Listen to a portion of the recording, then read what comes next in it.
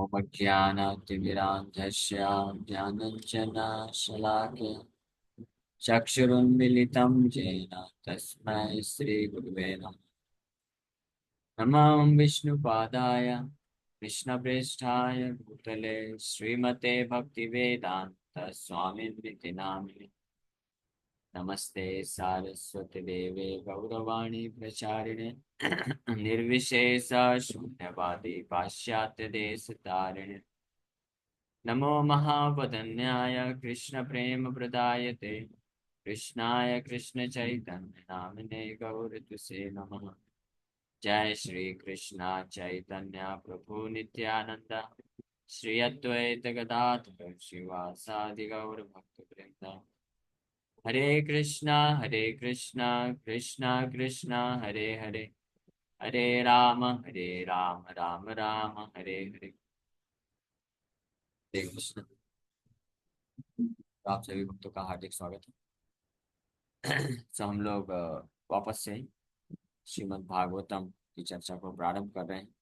कुछ दिन तक मैराथन दिवस के उपलक्ष्य पे हम लोग गीता मैराथन के महत्व पर चर्चा किए थे। तो आज से हम लोग वापस नेक्स्ट चैप्टर नया चैप्टर चालू कर रहे हैं।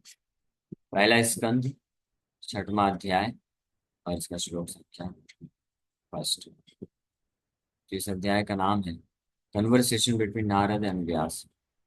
व्यास देव और नारद मुनि के बीच में कन्वर्सेशन होता है। आगे फर्दर पिछले अध्याय में ये वर्णन प्राप्त हुआ कि भागवत का क्या महत्व है और नारद मुनि इंस्ट्रक्शन दिए वेद व्यास जी को भागवत की रचना के लिए, और अपना खुद का पर्सनल रियलाइजेशन साक्षात्कार भी अनुभव भी शेयर करते हैं कि कैसे भागवत की कृपा से दोनों भागवत व्यक्ति भागवत and ग्रंथ भागवत दोनों भागवत की कृपा से किस प्रकार से नारद मुनि परफेक्शन को हासिल किए, नारद मुनि की स्थिति को प्राप्त हुई।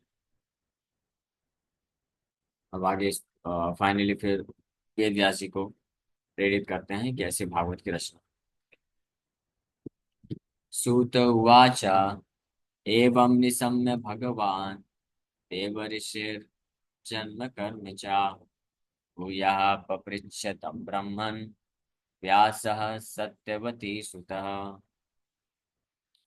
Suta said, "O Brahmanas, thus hearing all about Sri Narada's birth and activities, Vyasadeva, the incarnation of God and son of Satyavati, inquired as follows." सूत गोस्वामी वर्णन कर रहे हैं कि हे ब्राह्मण, ब्राह्मण किनको एड्रेस कर रहे हैं? हाँ, हे ब्राह्मण किनको पुकार रहे हैं सूत Goswami? O Brahmanas, thus hearing all about Sri Narada's birth and activities, Vyasadeva, the incarnation of God and son of Satyavati, inquired as follows: हे ब्राह्मण, इस प्रकार से नारद मुनि के जन्म और कार्यों को सुनने के पश्चात वेद व्यास जी भगवान के जो अवतार हैं सत्यवती पुत्र, वो इस प्रकार से इंक्वायरी करते हैं, इस प्रकार से पूछते हैं। कौन पूछता है? हाँ, ध्यान किधर है? ऑनलाइन वाले भक्तों को बताइए। हे ब्राह्मण, कौन ब्राह्मणों को एड्रेस कर रहे हैं सूत गोस्वामी, और कौन इंक्वायरी करने वाला है?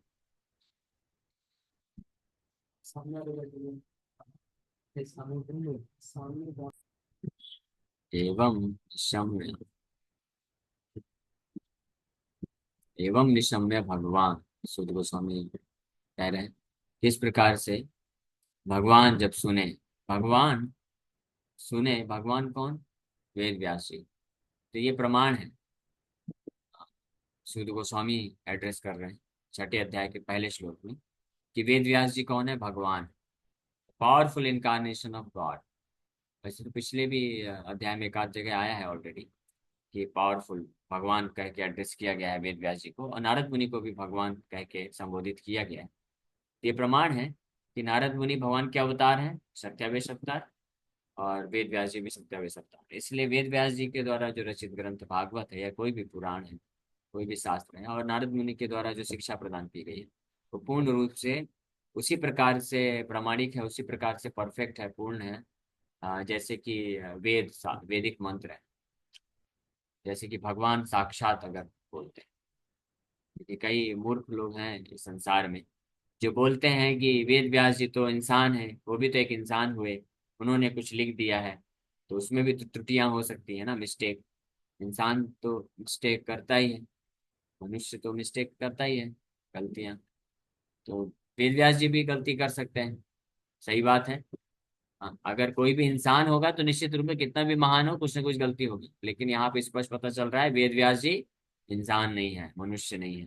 ये तुरंत इसीलिए यहाँ पे शुद्ध गोस्वामी एड्रेस कर रहे हैं। एवं निसम्य भगवान, इस प्रकार से भगवान वेद व्यास जी जब सुने, देवर्षेर जन्म कर्म चा, देवताओं के ऋषि नारद मुनि के जन्म और कर्म के विषय में जब सुने, देवर्षेर जन्म कर्म चा भूया पपृच्छा तम ब्रह्मन, फिर से उन्होंने पूछा। तम, तम मतलब नारद मुनि, नारद मुनि से कुछ इंक्वायर करते हैं, पूछते हैं प्रश्न, उसका उसी का पूरा चर्चा इस अध्याय में किया जाएगा। हे ब्राह्मण, सूर्य गोस्वामी बोल रहे हैं, व्यास सत्यवती सुता, सत्यवती के पुत्र व्यासदेव इस प्रकार से इंक्वायरी करने वाले हैं अगले श्लोक। So Vyasadeva was further inquisitive to know about the perfection of Narad Ji, and therefore he wanted to know about him more and more. In this chapter, Narad Ji will describe how he was able to have a brief audience with the Lord while he was absorbed in the transcendental thought of separation from the Lord, and when it was very painful for him. पिछले अध्याय में तो नारद मुनि वर्णन किए कि कैसे उनको कृपा मिली शुद्ध वैष्णवों का, और उस कृपा के बल पे फिर फाइनली अंततः ये बताया कि 4 महीने के बाद वो शुद्ध भक्त लोग जब निकल रहे थे तो साक्षात भगवत उदितम प्रदान किए। ज्ञानम गुह्यतमम साक्षात भगवत उदितम अन्ववोचन गमिष्यंता कृपया दीन वत्सला। तो बहुत दयालु, दीन आत्माओं के प्रति प्रेम रखने वाले भक्तगण जाते वक्त नारद मुनि को ये दिव्य ज्ञान, मोस्ट कॉन्फिडेंशियल नॉलेज प्रदान किए। तो रहे वहां पे गांव में 4 महीने, लेकिन इंटरेस्टिंगली उन्होंने ये जो दिव्य मोस्ट कॉन्फिडेंशियल नॉलेज केवल नारद को ही प्रदान की, कि नारद ही वो योग्य थे उस प्रकार से। वो सबको सुनाए, सबको दिए, कथा तो ओपन किए होंगे निश्चित रूप में, लेकिन नारद ही इसको ग्रहण कर पाए। तो इसके बाद फिर नारद मुनि फाइनली बोल देते हैं कि इसलिए आप ऐसी भागवत का रचना करिए। तो अब नेचुरली नारद मुनि जो है वेद व्यास जी को और जिज्ञासा उत्पन्न हुई कि आपने ये कैसे प्राप्त किया। जब वो भक्तों का संग मिला, आपने उनको सेवा किया, उनकी कृपा से गुह्यतम ज्ञान प्राप्त हो गया, उसके बाद क्या हुआ, उसके बाद का भी वर्णन सुनना चाहते हैं।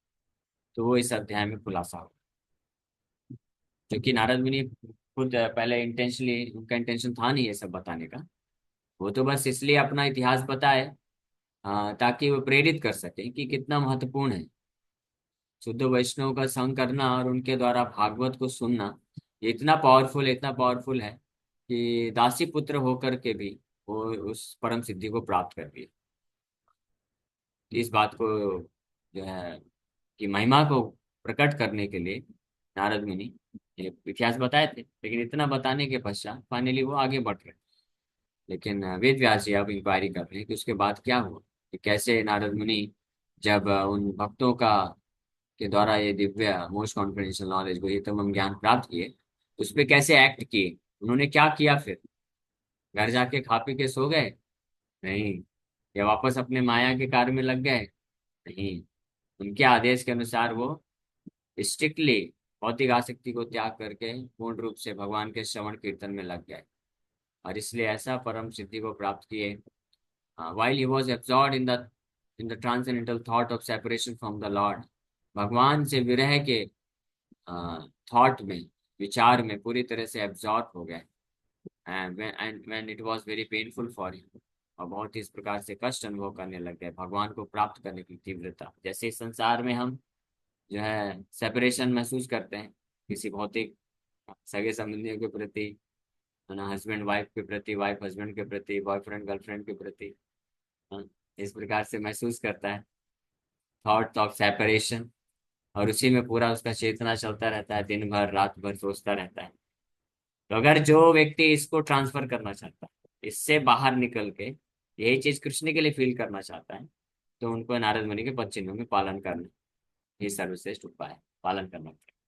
नहीं पालन करेंगे तो वही thought, transcendental thought of separation की जगह material thought of separation from Maya feel होता रहेगा। सो नारद मुनि इस अध्याय में पूरा वर्णन करेंगे कैसे वो पूरा जीवन व्यतीत करे और फाइनली भगवान का साक्षात दर्शन प्राप्त करते हैं।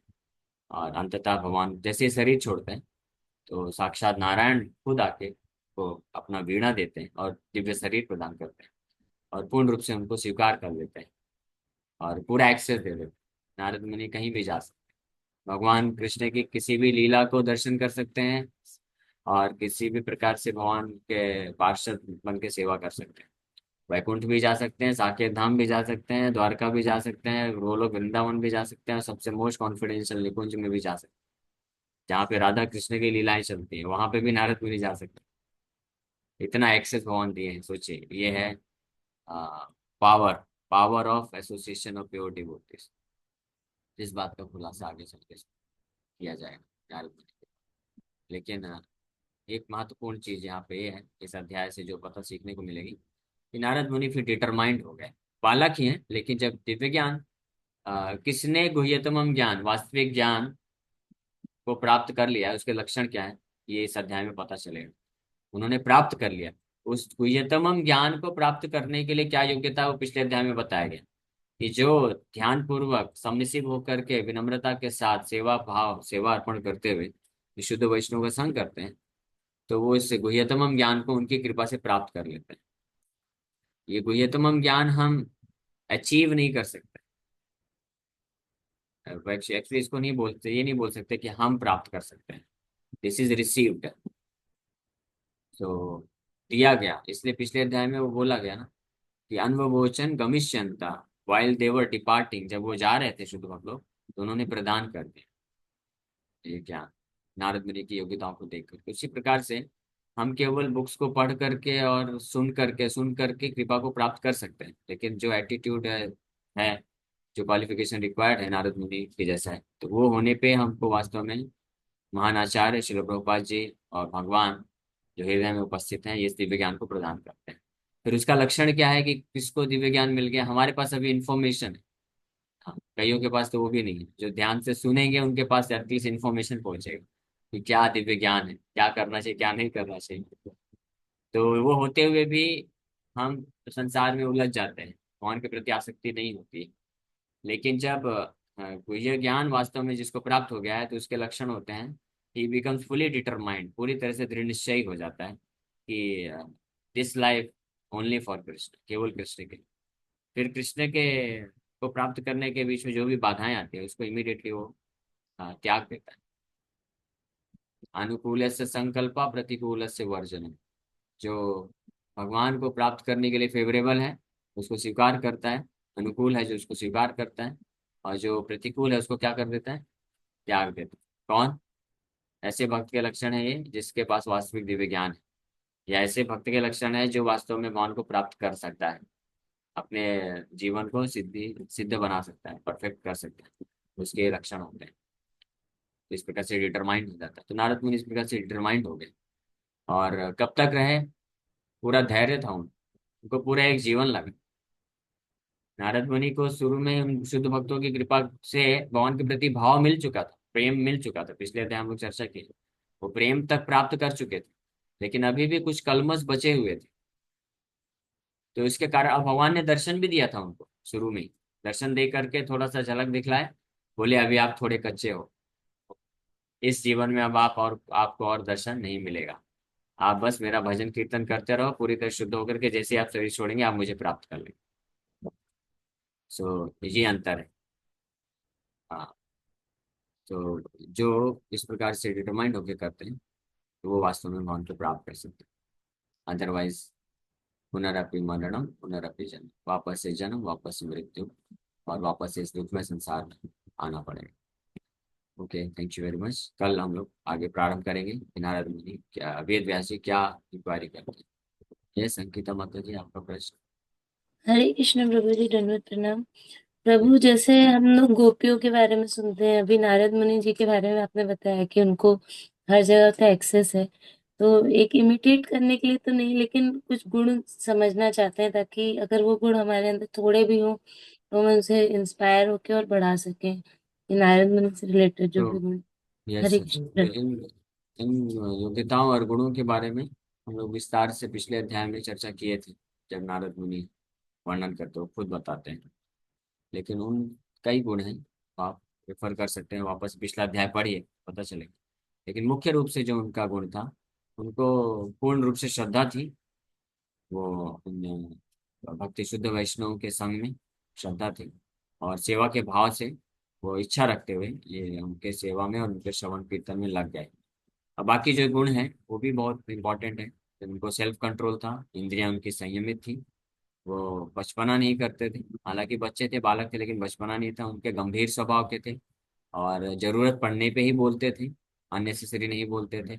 और जो है, जो प्रजल्प नहीं करते थे, इधर उधर जो भौतिक कार्यों में बस लगे हुए हैं, उनके साथ ज्यादा खेलना कूदना वो सब नहीं करते थे।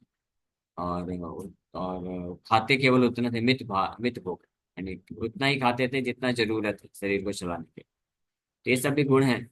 लेकिन हो सकता है ये सब गुण ना हो किसी के अंदर शुरू में, लेकिन एक महत्वपूर्ण जो गुण है कि वो उनको इच्छा थी, और इस इच्छा के भाव से वो उन भक्ति वेदांतों का सेवा किए और उनको श्रवण किए। तो ये करने से बाकी गुण धीरे धीरे विकसित हो जाते थैंक यू प्रभु। हरे कृष्ण धन्यवाद। हैं। Yes Jitesh bro. हरे कृष्णा प्रभु जी, प्रणाम प्रणाम। आवाज नहीं आ रही प्रभु जी आपकी। हाँ बोलिए। ओके। प्रभु जी, ये कौन डिस्टरबेंसेस ऐड करती है कृष्ण कथा सुनने में? आपने कुछ एक 10-15 मिनट पहले बताया था। कली कलयुग है ना ये। कली के प्रभु पास जी, बहुत सारे ऐसे एजेंट। मेरे पड़ोसी का लिए है। हरे कृष्णा। पड़ोसी आप, सबके पड़ोसी सबके जेब में है। सबसे बड़ा कली वही है, इसका डिस्टर्ब क्या करता है। तात्पर्य प्रभु जी? तात्पर्य यह है कि नाम जप नहीं करने देता है, नाम जप करने चल करते हैं, हाँ, हाँ। और बीच बीच में मोबाइल फोन देखते रहते हैं। ये सबसे बड़ा डिस्टर्बेंस है। नहीं नहीं, पड़ोसी जेब में होना मतलब। आप बोले ना, आपके पड़ोसी सबसे बड़ी कली है, कलयुग है, हाँ, हाँ। इसलिए मैं बोला। वो जेब में एंड्रॉइड जो फोन है वही सबसे बड़ा पड़ोसी है, अच्छा, आपका सबसे बड़ा ओके कली है। ओके। हरे कृष्णा, इसी से प्रणाम प्रणाम। सावधान रहना चाहिए। हरे कृष्ण। यस। हरे कृष्णा माधुरी राय प्रभु माता जी। जी। हरे कृष्ण। हाँ बोलिए। हरे कृष्ण। हाँ, ये पूछना था कि ये दोबारा हम सुन रहे हैं पर भूल जाते हैं। कुछ देर तक, कुछ दिनों तक याद रहता है, फिर भूल जाता है। गुह्यतम ज्ञान का अर्थ क्या है प्रभु जी? पहले ध्यान था तो कुछ दिन तक, फिर। गुह्यतम, सबसे ज्यादा गुह्य ज्ञान, सबसे ज्यादा रहस्यमय ज्ञान, सबसे ज्यादा जो है किसी को इतनी आसानी से ना मिलने वाला। और वो गुह्यतम ज्ञान है, भगवान गीता में बताते हैं 9वें अध्याय में, मन मना भव मद भक्तो मध्याजी माम नमस्कुरु। केवल कृष्ण का सदैव चिंतन करना, कृष्ण को समर्पण कर देना, कृष्ण के लिए ही जीना, कृष्ण के लिए कार्य करना, ये सबसे गुह्यतम ज्ञान है। ये इतना आसान नहीं, सबको नहीं मिलता है।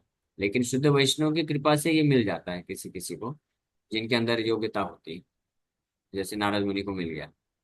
जी प्रभु जी, हरे कृष्णा। हरे कृष्ण। माधुरी राय माता जी। हरे कृष्ण।